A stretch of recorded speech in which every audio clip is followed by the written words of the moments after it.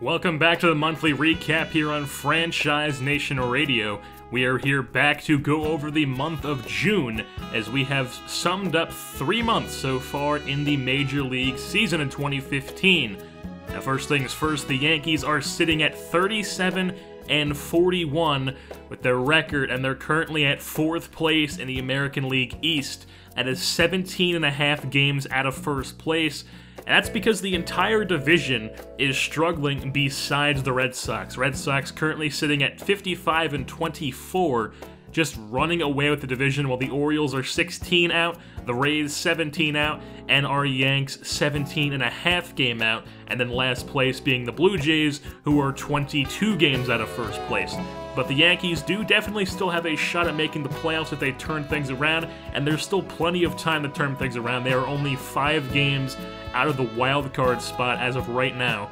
But as far as turning things around goes, some of the moves they have made have not exactly been geared towards trying to turn things around. They've been geared toward using this season as a bridge year into future seasons where they're trying to get younger, get the veterans off the team. As we saw this past month, the Yankees traded veteran pitcher, left-hander CC Sabathia to the Colorado Rockies, along with prospect Mason Williams, an outfielder, to the Colorado Rockies, like I said, for first baseman / corner outfielder Kyle Parker. And they also traded Mark Teixeira to the New York Mets, sent him off to the other New York team in exchange for Bartolo Colon.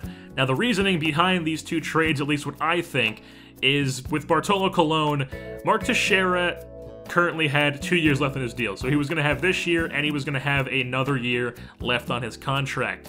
Now, because of that, Mark Teixeira has been going down. He's been digressing. He hasn't been hitting well. And next season, they want to have either Judge, somebody playing first base that's not a veteran.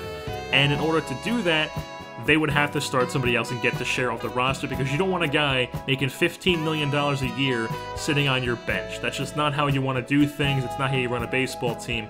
And Cashman went and shipped them off to the Mets. And in return, got Bartolo Colon, who just looking at the surface of that trade, it's like, why would you trade Teixeira for Bartolo Colon, who's older and he's going to digress faster? It's just purely a business move. That's all it really is. Purely a business move. You wanted to get him because his contract's going to run up after this year, and if the rare occurrence that he does not retire at 41 years old, they're not going to bring him back. They're going to let him sign somewhere else. He's just here to finish out this year with the Yankees, and then he's just going to be let walk. And next year, they'll figure out what they're going to do at that starting pitcher spot, and they're going to figure out what they're going to do at first base. Most likely, it'll either be Kyle Parker, who right now has been tearing the cover off the ball. We're going to get into that a little bit later. Or Greg Bird, possibly even Aaron Judge if right field isn't open. The Yankees also made another trade that wasn't exactly huge on the radar. It was first baseman Garrett Jones was sent to the Chicago Cubs to be their backup first baseman corner outfielder. And in exchange, the Yankees got 2 guys who really no one really knows. Anthony Giansanti, a utility player who can play all 3 outfield positions, second base, third base, and shortstop. And they also got Cape May, New Jersey native Matt Caesar, who is another outfield prospect. And he was currently in the major leagues for the Cubs, but as of right now, he's in Double-A with the Yankees organization. But Anthony Giansanti went straight from Double-A to the big leagues, and the pure reason was because Jose Pirela was not getting it done when he was in the big leagues, and he isn't exactly hitting well in Triple-A at the moment, so they wanted to get a guy who can play a lot of different positions. That wasn't Kevin Franz, and a younger guy, and they got Anthony Giansanti, and so far, he's really paid off. As we'll hop into the hitting recap so far in this past month, take a look at people's stats, and like I said, Anthony Giansanti, he's only played 14 games, and he only has 55 at-bats so far in the major leagues, all with the Yankees, but he's got 4 RBIs, he's hitting 400 on the season, 459 OBP, a 373 versus right-handers, and a 750 average against left-handers. This guy is tearing the cover off the ball. He just keeps getting on base, he keeps hitting, and as long as he keeps hitting, they're going to keep giving the guy opportunities, they're going to keep playing him, because there's no reason not to play him.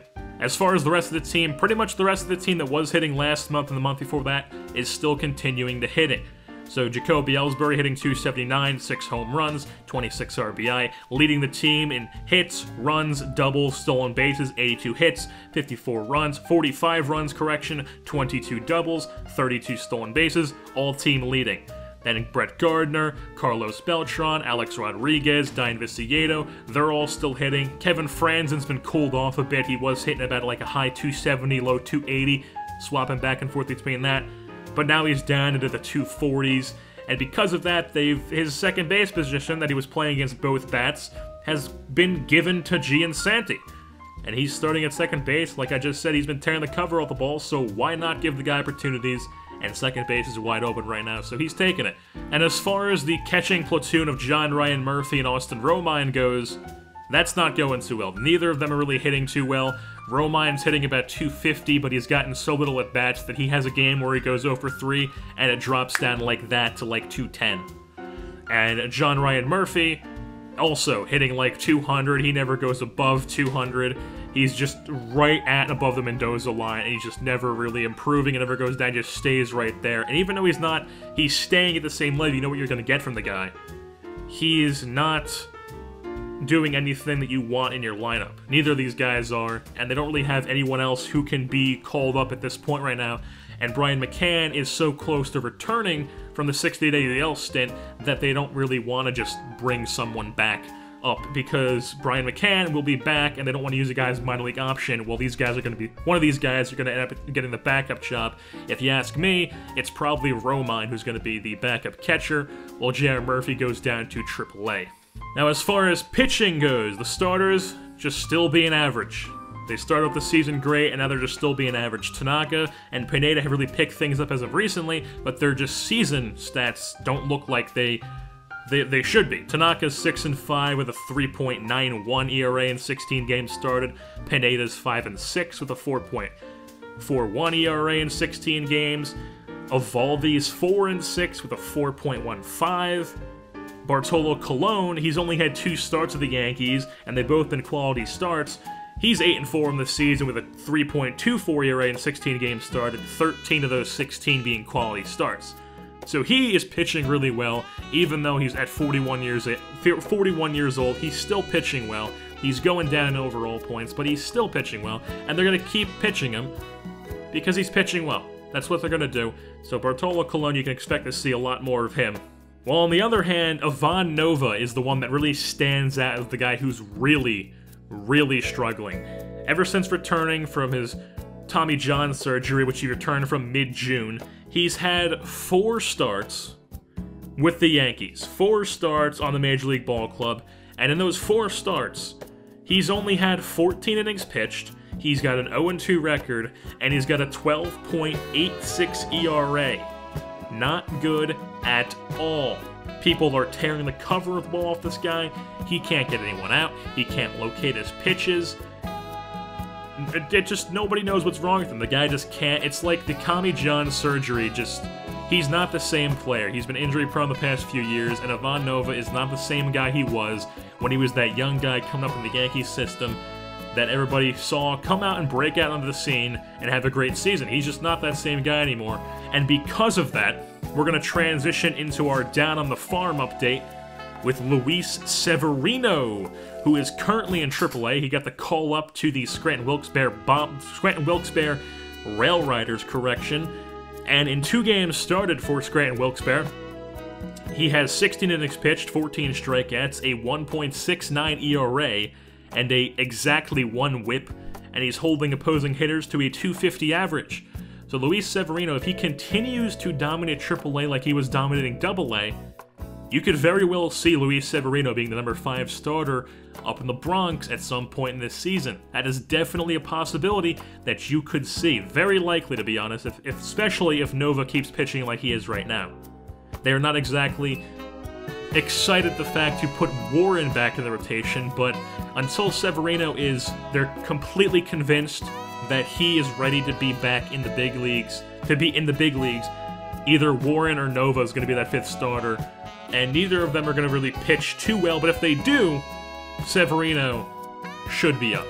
And another pitcher who you could very well see very soon is Jacob Lindgren, currently sitting in AAA as well. He also got the call up to AAA. He's only had 4 innings pitched in 4 games. He's picked up 4 saves in those 4 innings, and he has 5 strikeouts in those 4 innings, holding batters to a 1.00 whip and a 1.67 average. So Jacob Lindgren has been pretty much shutting down hitters in that closer role in AAA. And if he continues to dominate AAA, we're probably going to give him a little bit longer than Severino has in AAA. But if somebody struggles like Shreve, if a left-hander struggles, or anybody really struggles, they're not going to be hesitant to call up Jacob Lindgren up to the Bronx. Now, like I mentioned, the Major League catchers are struggling while Brian McCann is on the DL, and Gary Sanchez would be a guy who you would think would get a shot to be on the Major League roster, but he is returning from a broken arm. He's only played 19 games so far in 2015. He's hitting .292 in those 19 games with 6 RBIs and a .346 OBP, but he only returned about halfway through June, and they want to give him some more time in AA and AAA in the minors to work on his game, work on his catching game more specifically, because they think he could hit in the big leagues right now, at least decently, but they need him to work on his catching game if he's going to be behind the plate. Robert Refsnyder, still in AAA, still struggling. 80 games played in AAA, 311 at-bats, 9 home runs, 37 RBI, but he's only hitting .219. Now, the OBP is .325, but you want to see the average a bit higher, despite the OBP being .325, especially Rob Refsnyder being the guy that this organization wants to see as their starting second baseman in 2016. Another guy who got the call to AAA recently is Aaron Judge. He has 15 games played in AAA, 3 home runs, 12 RBI. He's hitting .288 with a .382 OBP and a .475 slugging. He is also hitting quite well in AAA. He was tearing the cover of the ball in AA when he earned the call-up, and he's hitting well in AAA. Now, I do not know if you will be seeing him in the big leagues in 2015. If you do, it'll be a September call-up. If I had to guess, but you will definitely be seeing Aaron Judge in the big leagues in 2015. And whether that's at first base, whether that's at right field, you don't know. But as of right now, in 2016, you should definitely see Aaron Judge in the big leagues. Now, before we close out this edition of the monthly recap for the month of June, there is something else that happened in this month, that being the MLB entry draft, where the Yankees, first round, took shortstop, 19-year-old shortstop Maxwell Shirley. Second round took 21-year-old first baseman Elmer Diaz. Third round was starting pitcher Hiroki Suzuki, left-hander, 19 years old. Fourth round, Howie McKnight, relief pitcher. Sixth round, third baseman Dino Cruz. Seventh round, Willie Bautista, starting pitcher. Eighth round, Carlos Asensio, second baseman. And ninth round, Franklin Cordova, relief pitcher. So the first round guy, Maxwell Shirley, 19 years old, B potential, 57 overall right now, bats left-handed, throws right-handed, a small guy, 5'7", 167, can play shortstop, left field, and right field. He already has over 60 contact both ways, 30 power both ways. Vision is 67, discipline's 73, clutch is 66, durability could do some improving, fielding definitely could do some improving. The speed isn't exactly where you'd think it would be for a small guy, but Maxwell Shirley is definitely a guy to keep an eye on in the near future. His MLB ETA right now as a 19-year-old is 2019. Second round guy is a first baseman Elmer Diaz, 21 years old, left-handed bat, left-handed arm. He's 6'4", 218, D potential, 66 overall. He's got 44 contact versus righties, 41 versus lefties, 73 power versus righties, 69 versus lefties. So he's got some pop to his bat. He's got some clutch, 61. His durability's solid. He's got a good arm for a first baseman. Maybe not the best fielding, you could work on that. But Elmer Diaz is one of those guys that you can take, and he's going to be your MLB ready quite soon, as MLB ETA is 2016, so you could very well see this guy at some point next season. Third round pick was the left-handed Japanese pitcher, 6', 188, 19 years old, Hiroki Suzuki, B potential, 62 overall, already a 79 stamina. A lot of the times you draft people and they see that their stamina isn't exactly the best, and you have to improve on a lot of their stats. Hiroki Suzuki That's not the case here. He has a lot of very good stats as of right now that can do some improving. He could definitely hop right into AAA, right into AA, and produce.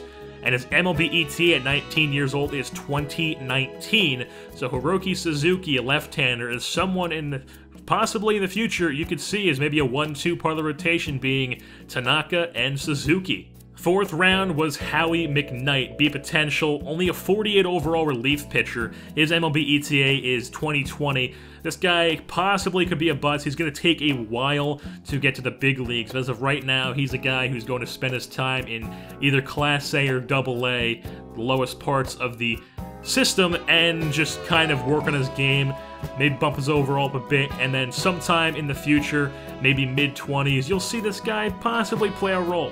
Now, the fifth round pick is also quite interesting. C potential, already a 74 overall third baseman, Dino Cruz, 18 years old, already a 74 overall, and if you ask me, that is Major League ready, and he's a big guy. 18 years old, 6'5", he's a switch hitter, and his MLB ETA at 18 years old is 2016. And if you look at his stats, they just back that up. 51 contact versus righties, 42 contact versus lefties, 70 power against righties and lefties, durability's decent, fielding is 60 plus across the board, that's not anything to complain about, 62 speed. The guy is an all-around player, and he's a switch hitter, 74 overall already, C potential. Dino Cruz is someone you could see in the Bronx next year, definitely. Seventh round pick is another guy you could see as starting pitcher in the big leagues along with Hiroki Suzuki, building Willie Bautista. He's younger than Suzuki, 18 years old, he's a right-hander, 5'11", 185, currently sitting at a 61 overall B potential, and he already has a 94 stamina, along with a 79 velocity, 50 control, and 66 break. So this guy can work on his hits per 9s, K per 9, walks per 9, home runs per 9, and those stats a little bit more, and possibly his control a little bit more. This guy is someone who could be a quality starting pitcher in the big leagues, and he's already a 61 overall at 18 years old. His MLB ETA as of right now is 2019. And for the last two guys in the draft, only Franklin Cordova was signed to a contract, as he's going to be a depth guy in the organization for some relief pitching, while Carlos Asensio is currently a 48 overall second baseman with a 72 potential. Not exactly someone who you're looking forward to having in the organization. Looks to be a guy who was just kind of taken at the point, hoping he would be good, a late round guy, but he's not going to be signed to a contract. And that'll pretty much wrap things up here on the monthly recap for the month of June, here on Franchise Nation Radio. I've been your host, JerseyBorn, and I'm saying goodbye. Falls off track, starts smoking the crack.